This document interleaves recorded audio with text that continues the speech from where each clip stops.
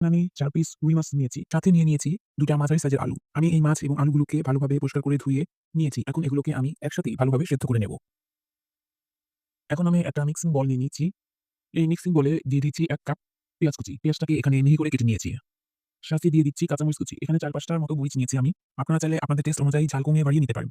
২ টো শুকনো মরিচ পোড়া দিয়ে আমি এখানে দিয়ে দিয়েছি। শুকনো মরিচ পোড়াটা দিলে কি হবে? কাবাবের ভিতরে একটু পোড়া একটা গন্ধ আসবে। আর সাথে দিয়ে দিচ্ছি প্রয়োজন মতো লবণ। এখন এই পেঁয়াজ কুচিটাকে আমি ভালোভাবে মিশিয়ে নেব।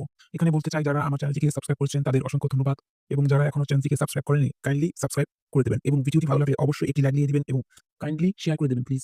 যারা আমাকে সাপোর্ট করছে তাদের কাছে আমি আন্তরিকভাবে কৃতজ্ঞ। পেঁয়াজগুলো মিশিয়ে নেওয়া হয়ে গেছে। এখন আমি এতে আলু দিয়ে দিচ্ছি। সাথে দিয়ে দিচ্ছি চটপটি মসলা ১/২ চা চামচ, কালো গোলমরিচের গুঁড়া 1/4 চা চামচ, গরম মসলা 1/4 চা চামচ, আদা রসুন বাটা ১/২ চা চামচ। এখন এই সবগুলো উপকরণকে একসাথে মিশিয়ে নিতে হবে ভালোভাবে। সবগুলো উপকরণ একসাথে মেশানো হয়ে গেছে। এর মধ্যে দিয়ে দিচ্ছি আমি 1/4 চা চামচ মরিচ গুঁড়া এবং 1/4 চা চামচ হলুদ গুঁড়া, এবং সাথে দিয়ে দিচ্ছি সিদ্ধ করা মাছ। এগুলো দিয়ে এখন ভালোভাবে মিশিয়ে নেব। সবগুলো উপাদান মেশানো হয়ে গেছে। এখন দিয়ে দিচ্ছি বাইন্ডিং এর জন্য ১ টেবিল চামচ আটা অথবা ময়দা, যেকোনো একটা দিলেই চলবে। এখন আবার এই মিশ্রণটাকে ভালোভাবে মিশিয়ে একটা ডো এর মতো করে নেব। সবগুলো উপকরণ একসাথে মেশানো হয়ে গেছে। সুন্দর ডো এর মতো হয়েছে। এখন আমি এই পর্যায়ে হাতে একটু তেল মাখিয়ে নিচ্ছি, যাতে এই মিশ্রণটা হাতের সাথে লেগে না থাকে। এখন আমি এরকম ছোট বল আকারে বানিয়ে নিচ্ছি। সম্পূর্ণ ডো থেকে আমার এতগুলো ফিশ বল হয়েছে। আপনারা চাইলে আপনাদের পছন্দ মতো ছোট অথবা বড় করে বল বানাতে পারেন। এখন এই ফিশ বলগুলোকে আমি ফ্রিজে রেখে দেব, নরমাল ফ্রিজে ০.৫ ঘন্টার জন্যে। এতে ফিশ বলগুলো সেট হয়ে যাবে। এখন আমি চুলাতে ফ্রাই প্যান বসিয়ে দিয়েছি। ফ্রাই প্যানটা একটু গরম হয়ে আসলে এর মধ্যে তেল দিয়ে হালকা গরম করে মাছের কোফতাগুলো দিয়ে দিচ্ছি। এই সময় চুলার ফ্লেম মিডিয়াম থাকতে হবে। মাছের কোফতাগুলোকে ৫ মিনিট ভেজে নিলেই হবে উল্টে পাল্টে। মাছের কোফতাগুলো এখন সম্পূর্ণ ভাজা হয়ে গেছে। আমি এখন এগুলোকে তুলে এক সাইডে রেখে দেব এবং রান্নার শেষ ধাপে চলে যাব। কোফতাগুলো আমি একপাশে সরিয়ে রেখেছি। এখন আমি ফ্রাই প্যানে কিছুটা তেল নিয়ে নিয়েছি।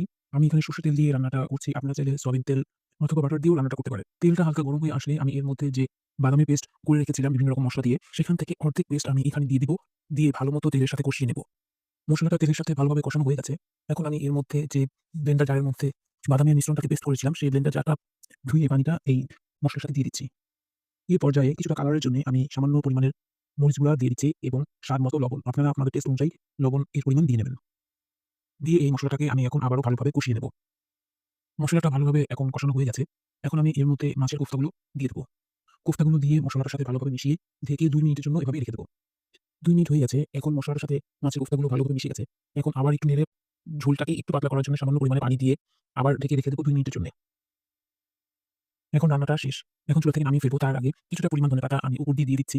আপনারা চাইলে ধনেপাতার পরিবর্তে জিরার গুঁড়াও দিতে পারেন, আপনাদের ইচ্ছে মতো। এখন রান্না সম্পূর্ণ শেষ। এখন পরিবেশনের পালা।